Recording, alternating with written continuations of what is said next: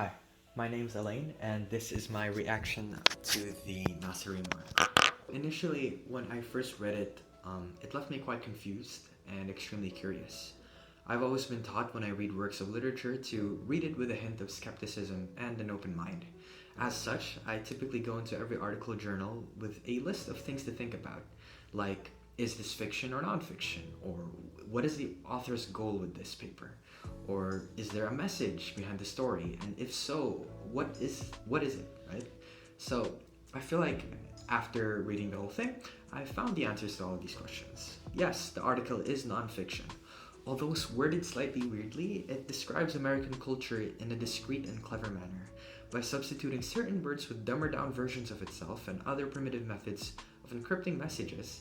It's able to shock and achieve quite a satisfying plot twist at the end when readers finally realize that the one being described in the article is themselves. I found this quite amusing and really entertaining to read because the whole time I was reading it, I was thinking, this is clearly a human civilization, right? But like, who would describe it like this, right? It's just so foreign, so unfamiliar with such weird terminology, substituting words like doctor to medicine men, or dentists to holy mouth men, or psychologists and therapists to the listener. It's just such jarring terminology that really does the trick, right? Like, it really persuades you to be curious and wonder who is this article trying to describe?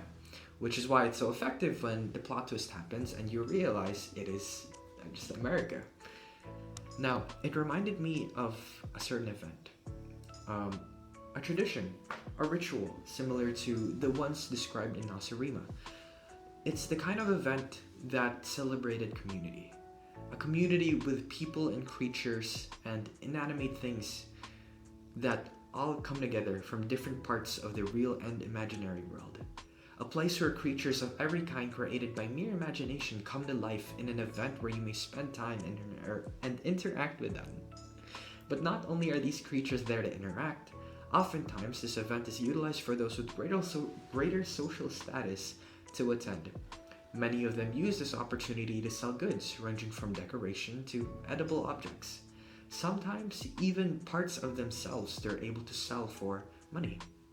Many of those who attend come trying to look like the creatures and things they admire. Ironically enough, those same creatures come trying to imitate the people that imitate them. And because of this, you often find small groups of people that look exactly like one another, all chanting the same phrases as if they were a cult, trying to summon someone or coerce you into becoming one of them. But despite the fun and games, this event is not easy to get into. Everyone who attends pays quite the pretty penny, simply to step foot inside this gathering.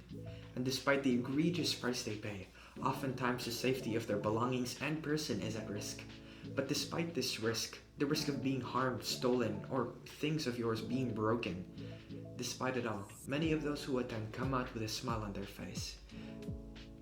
Because every risk they take is a part of the event, part of the gathering, part of the tradition. The tradition and ritual I was mentioning was Comic-Con.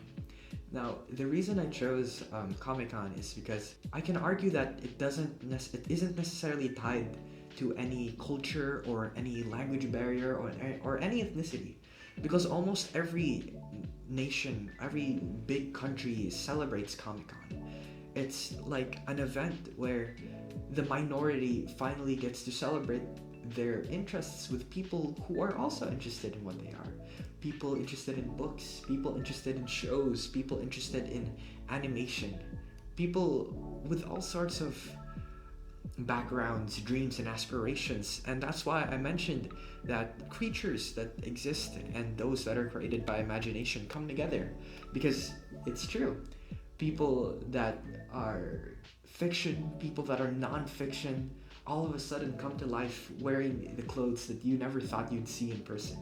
And it's quite a memorable event, you know? It's not often you get to see Harry Potter or maybe your favorite superhero from the Avengers. Or it's not often you get to see your favorite streamer, your favorite YouTuber, someone you've been watching for years, the same person you watch while eating breakfast before you go to school. Comic-Con is an event where you're able to do all of those things, and despite having to pay a lot of money for tickets and even more money for merchandise once you're inside, no matter what happens, right? Whether you lose something behind, or what, maybe the lines are really long, or maybe the bathrooms are just horribly not ever well kept, you tend to come out of it with fond memories, and you usually want to go again the next year. Maybe bring a friend or two, maybe dress up as someone else instead of the same person, right? And another thing that's so cool about it is you don't have to dress up, right? You don't even need to pretend like you're a character. You could just go in and admire and appreciate the work that everyone else has put into that event, which is why I think over the years it's grown so big and so well, and I'm so happy that it's a culture that, or a tradition that almost every culture is able to appreciate and take part of, because again, it's not ever really discriminatory. If anything, it's so wonderfully and beautifully inclusive that almost anyone can enjoy it. And yeah, that's my reaction to the article. My sources for this article is Angela Watercutter, published July 20, 2022. Article title, Comic-Con is back, will it live up to its former hype? Publisher is Wired. So